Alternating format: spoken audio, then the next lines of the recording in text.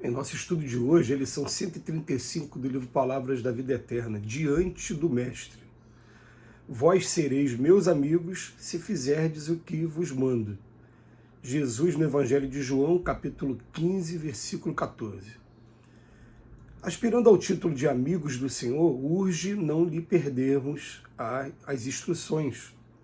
Imbuídos de entusiasmos, somos pródigos em manifestações exteriores quanto a esse propósito, acrescendo notar que quase todas elas se caracterizam por alto valor indutivo.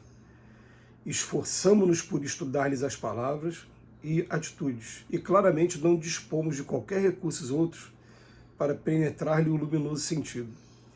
Administramos conselhos preciosos em nome dele, sem que nos seja permitido manejar veículo mais adequado às circunstâncias, a fim de que irmãos nossos consigam encontrar a direção ou o caminho de que se mostram carecedores.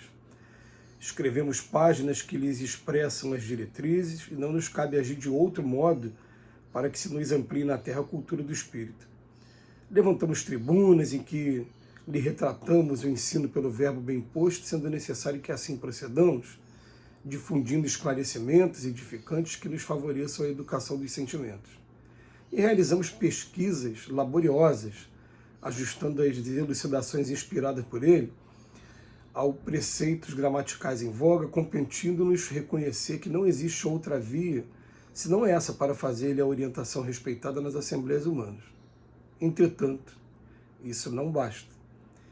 Ele mesmo não se limitou a induzir, demonstrando a própria união com o eterno bem, consagrou-se a substancializá-lo na construção do bem de todos. Em verdade, podemos reverenciar o Cristo aqui e ali, dessa ou daquela forma, resultando invariavelmente alguma vantagem de semelhante norma externa. Mas para sabermos como usufruir-lhes a sublime intimidade, é forçoso lhe ouçamos a afirmação categórica: vós sereis meus amigos se fizerdes o que vos mando. A gente vem sempre repetindo em nossos estudos: nem todos os que dizem Senhor, Senhor entrarão no reino dos céus, mas somente aqueles que praticam a minha palavra. E por conta de convenções exteriores, a gente acaba sendo constrangido, vou usar essa palavra, eu falo constrangido a se assumir cristão, porque aquelas pessoas que não se assumem cristãos, elas recebem logo de impacto um preconceito muito grande da sociedade que a gente vive, pelo menos aqui no Ocidente, né? E é uma regra de sobrevivência você buscar o convívio com aquele coisa que são seus pares. A gente depende uns dos outros. A gente depende uns dos outros no campo comercial, a gente depende uns dos outros no campo profissional. Então, a pessoa que de cara ela já se manifesta contrária ao Cristo, ela já sofre de cara um certo preconceito e vai ser objeto aí de estudo, de observações por conta disso. Então, você, em primeiro lugar, acaba sendo levado pela grande maioria, dizendo, eu sou cristão. Mas depois você começa a encontrar isso. Mas peraí, ser cristão não é somente admitir que você seja o cristão. Ser cristão é você praticar aquilo que o Jesus deixou escrito para a gente. Que parece, num primeiro momento, uma coisa óbvia, né? A gente vai... Por que eu vou dizer? Eu vou falar para você assim, ó. Eu vou ser seu amigo só se você fizer as coisas que eu mando. É claro, se você fizer as coisas que eu mando, logo de cara satisfazendo aqui, no meu caso pessoal, satisfazendo ao meu ego, a minha vaidade, ao meu orgulho, eu naturalmente vou ter uma satisfação maior em conviver com você. Mas a questão é que não se trata disso. A questão se trata de que Jesus estava sendo e está sendo até os dias de hoje o representante maior da divindade perto de nós. Então ele está trazendo todo o seu evangelho e ele fala para a gente, ó, desde que você consiga praticar isso aqui. Só que Jesus, ele é o maior exemplo de centralidade da história. Diferente daqueles que vêm para cá para ordenar que alguém cumpra as suas diretrizes, Jesus trazia a orientação e ele ia mesmo pessoalmente cumprir e mostrar como é que se faz. Então, o tempo todo, aqueles que são seus detratores, procurar encontrar algum motivo, e é claro, gente, não tenho a menor dúvida, se tivessem encontrado qualquer vírgulazinha, teriam exposto para toda a humanidade. Teriam exposto, tá vendo? Esse Jesus que você pensa que é isso, não é nada disso. Olha o que ele é de verdade. Teriam feito isso. Aliás, isso acontece até os dias de hoje, quando alguém começa a se destacar no campo social, começa a se destacar no campo religioso. E a primeira coisa, ao invés de você somente ouvir o que aquela pessoa está falando ou prestar atenção no que ela está fazendo, sabe quem é ela? Já fez alguma coisa? Vamos buscar aqui a ficha de antecedentes criminais dela, né, para procurar ver se alguma coisa que desabone. E depois fala, ele fala isso, mas ele no passado fez isso e fez aquilo. A doutrina espírita, ela vem desmistificar isso, né? Ela vem dizer para todos fomos criados simples e ignorantes, todos temos longas fichas de antecedente criminal, inclusive os espíritos mais superiores. A diferença é que eles se arrependeram, expiaram durante o tempo necessário o mal que fizeram, mas repararam o mal, repararam, aprendizado completo, estão à nossa vanguarda, estão lá na frente, a gente está aqui na retaguarda.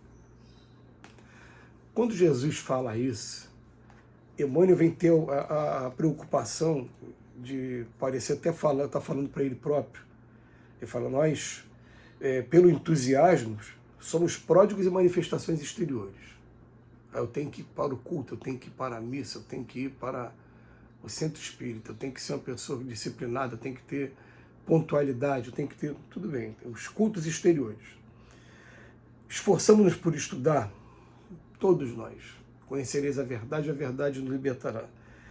Administramos conselhos, o conselho fica aqui gravado, então o que a gente vai fazer? A gente, com esse conselho gravado, quando tiver uma oportunidade, eu vou ter o versículo pronto aqui para trazer uma informação para aquela pessoa que precisa. Ótimo. Escrevemos páginas, o Emmanuel está falando aqui dele, eu escrevo páginas, vários livros. Além disso, levantamos tribunas, são as palestras, os cursos, os seminários que acontecem por aí, as missas, os cultos também. E depois ele fala, realizamos até pesquisas laboriosas, ajustando as elucidações. No final ele bota aqui para a gente, entretanto, isso não basta. É claro que tem muita gente nesse mundo que a gente vive que ainda não começou, nenhum desses aqui, ou quando começou, está apenas um ainda.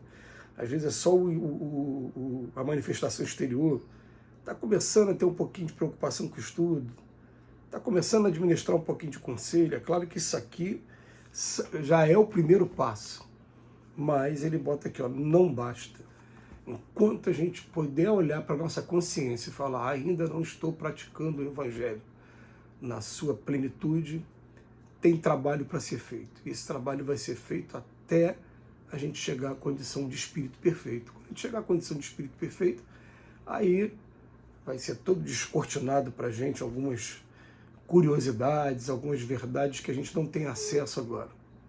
Quando a gente estiver lá do lado do Pai, aí sim, o Pai vai começar a orientar, vai começar a usar o seu filho querido na melhor maneira, orientando aí os mundos, podendo pegar esses espíritos na retaguarda também para ajuda.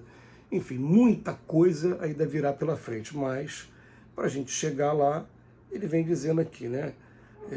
É forçoso e ouçamos a afirmação, vós sereis meus amigos se fizerdes o que vos mando. É claro que para quem quiser estudar isso, tem até uma passagem significativa que parece, no primeiro momento, que Jesus estava desmerecendo sua mãe e seus irmãos. Parece que Jesus, pelo contexto da obra, a gente vê que jamais faria isso, e a prova de amor pela sua mãe e seus irmãos está bem clara ali nos evangelhos.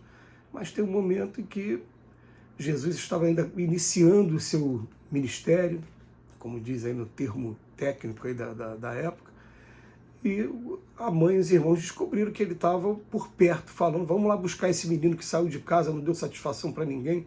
E quando eles chegam lá, aqueles que o estavam ouvindo, olha, tua mãe e teus irmãos vieram te buscar aí. E ele fala, quem são minha mãe e meus irmãos? Minha mãe e meus irmãos, na verdade, são todos aqueles que cumprem essas palavras. Quer dizer, de outra maneira, né, ele estava usando aqui a mesma afirmativa. Vamos nos esforçar para a gente ser amigo de verdade de Jesus, né, trazendo o Evangelho para dentro do coração. Que Ele nos abençoe hoje e sempre.